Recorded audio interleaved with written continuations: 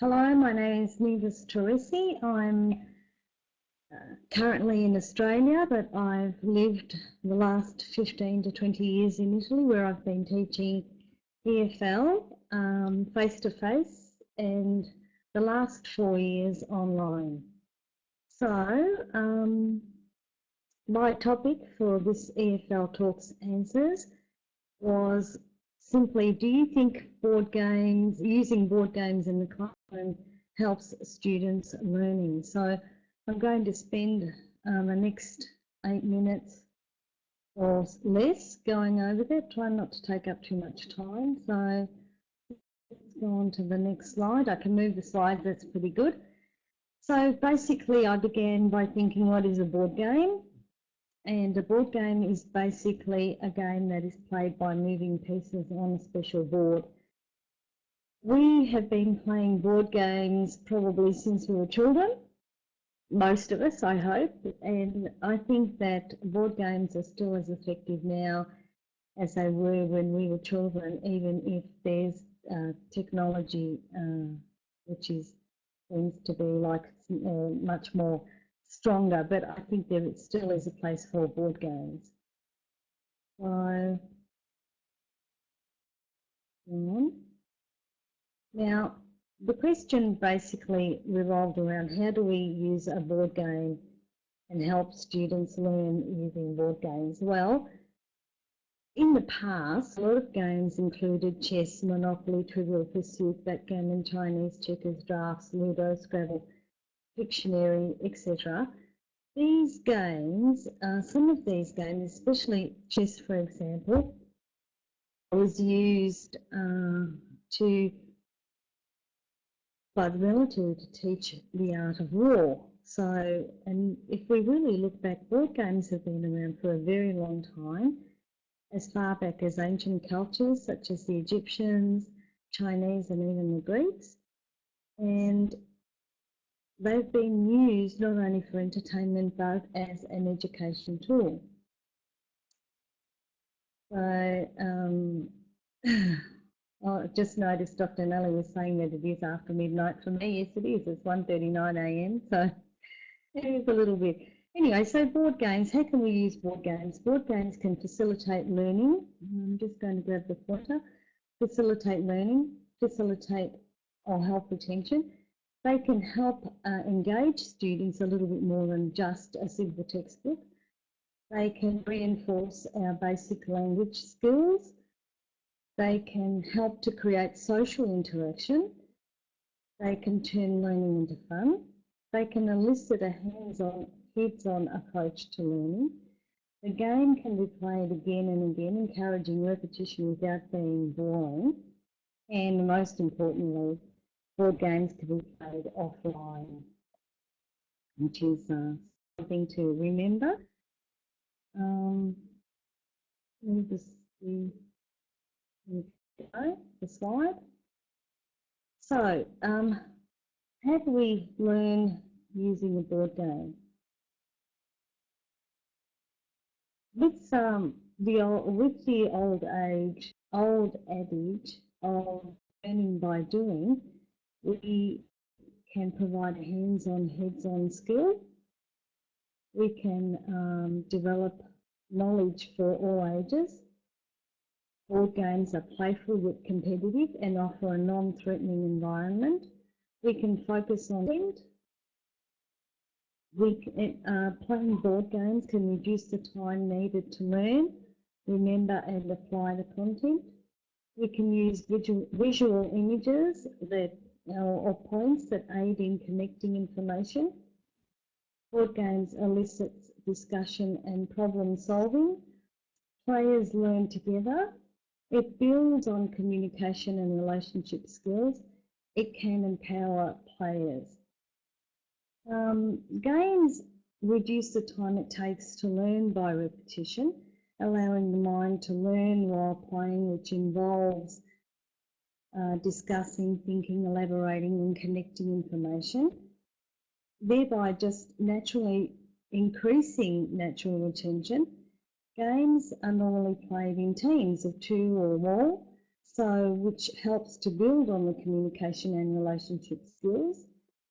Games naturally empower the players because the more they play, the better they become at playing, and hence that builds on their own self-confidence. I'm going to move on to the next slide. So, board games are designed for learning.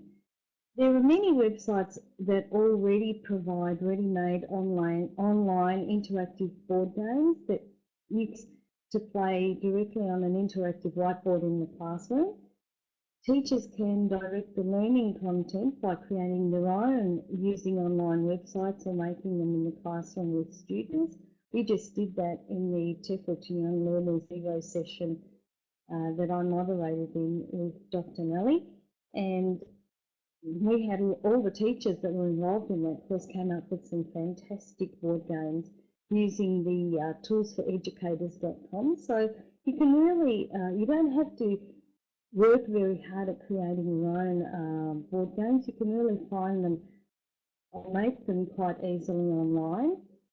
And there are, as I discovered, also professionally created board games for educational subjects for businesses as well. So it's not just a child's toy, it's also used for very large industries.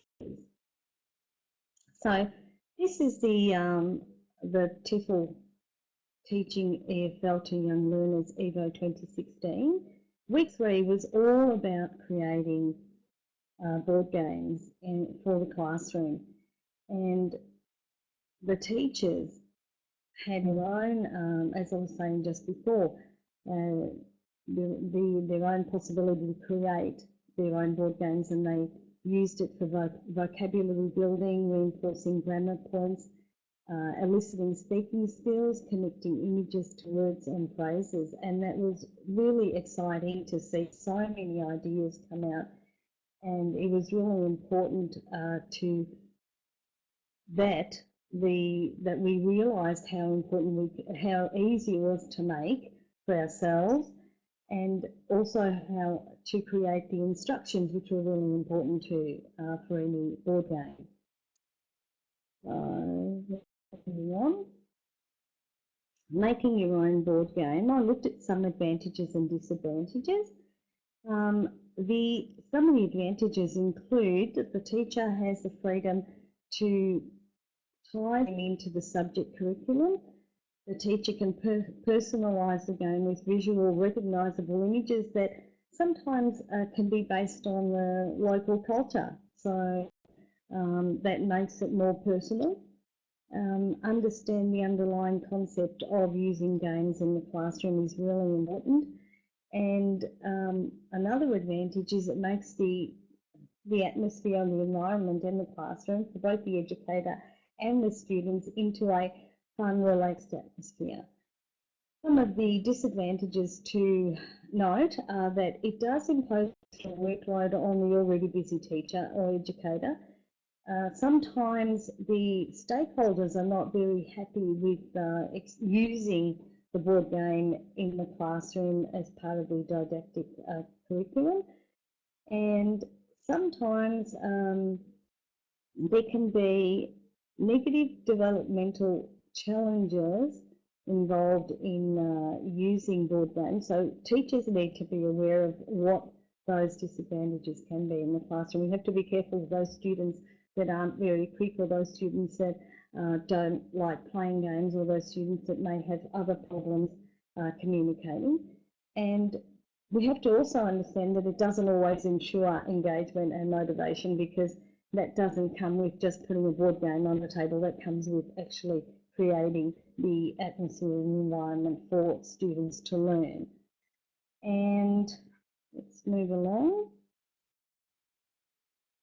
So I decided to make my own board game for my business students, and the board game was created basically to get them speaking, because it's so hard to get adults, like I teach engineers online, and they're already fairly, you know, like Not unsociable doesn't sound the right word, but they already don't want to talk very much in a second language. They just sort of want to wake up one day and know how to speak. So it's really hard to create material for them that makes them want to speak, and it has to be obviously something that they can understand and feel comfortable with. So what I did was I created this game where the images were images with prompts so that they could speak about the images, or if they landed on a card, it was a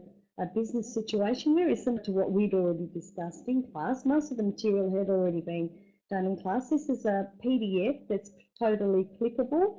So they click on the dice and it opens up to, we're nearly finished, okay, so there you go, it opens up to a die.